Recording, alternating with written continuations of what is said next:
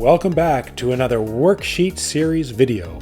Today we're going to be working on a series circuit from our series circuit sheet number 1, question number 2. Let's go!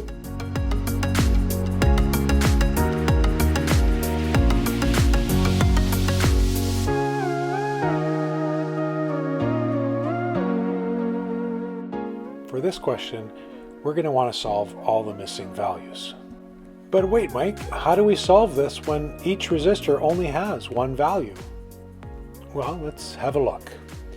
Here in R1, we have 23.69 volts across it.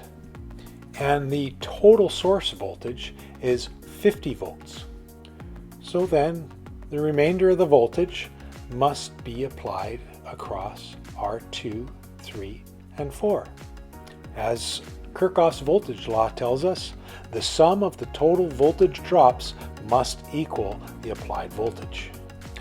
So if we take 50 volts and subtract the 26.93 volts, we should get the voltage that will be applied across our 2, 3, and 4, which you can see is 26.307 volts.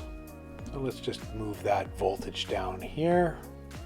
And now if we were to add the 3 resistances up, we could use that to figure out a total resistance for that applied voltage, which is 4,330 ohms. So I'll just plop that there.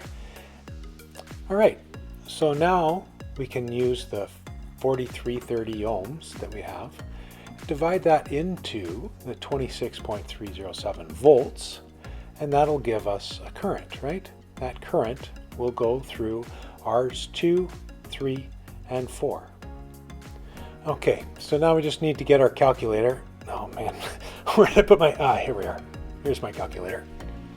Okay, so to calculate our current, we take 26.307 volts, and we punch in our 4,330 ohms, and we get our current. 0.00607 amps. Now remember, we got this current from resistors R2, R3, and R4 along here.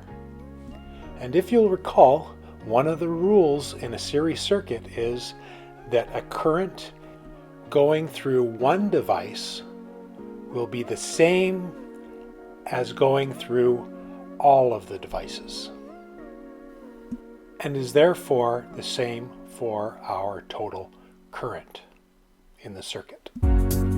Okay, so far so good. Now for R1, we have the voltage, and we know the total current, which is the same through all devices. We can now figure out our resistance for R1. So our voltage divided by our current will give us 3,903 ohms. And knowing that current is the same through all the devices, we can now calculate the voltage drops through each one of these individual resistors. All right, so now we've got our voltage and our resistance for each individual resistor. We've figured out our total current. And now if we use that total current and our voltage at each one of those resistors, we can now figure out our wattage for each individual component. And how do we do this? But simply multiply the amperage by each individual voltage. And here we go.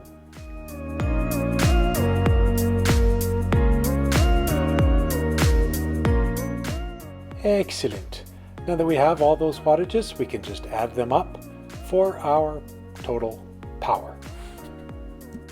Well, I hope you found this helpful, and I look forward to seeing you in the next worksheet, line loss and line drop.